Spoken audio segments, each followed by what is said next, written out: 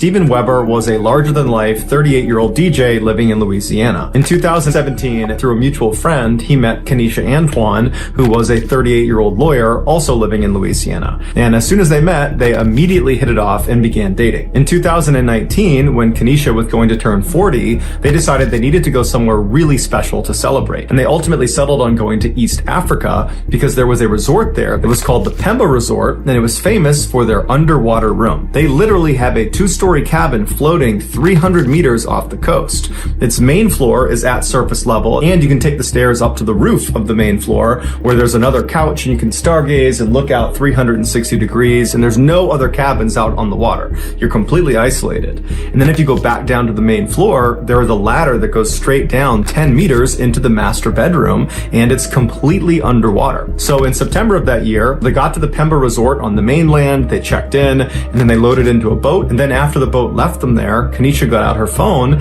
and began filming. And then at some point, they make their way down that ladder down into the master bedroom underwater, and the two just can't stop laughing because it was so bizarre and just so incredible being down there. A little while later, Steven leaves Kenesha in the master bedroom, and he goes upstairs and he puts on fins and then hops in the water. Kenesha, who's still down in the master bedroom, is surprised when she sees her boyfriend on the other side of the glass. And so Kenesha just grabs her phone and starts filming him, and then at some point Steven pulls out a plastic bag with a handwritten note inside of it, and he presses it up against the glass so she can see what it says. And so Kenesha zooms in on the note, and the note says, "I can't hold my breath long enough to tell you everything I love about you, but everything I love about you, I love more and more every day. Will you please be my wife?" And so as she just continues to film him, Steven pulls out a ring and he holds it up to the glass. And now at this point, Kenesha is just beside herself. She couldn't be happier. And so Steven closes the ring box, he grabs the letter, and he swims up out of view back to the surface. And Kenesha turns off the recording, turns around, runs to the ladder, and climbs up to the main floor to give Steven her answer that yes, she would marry him.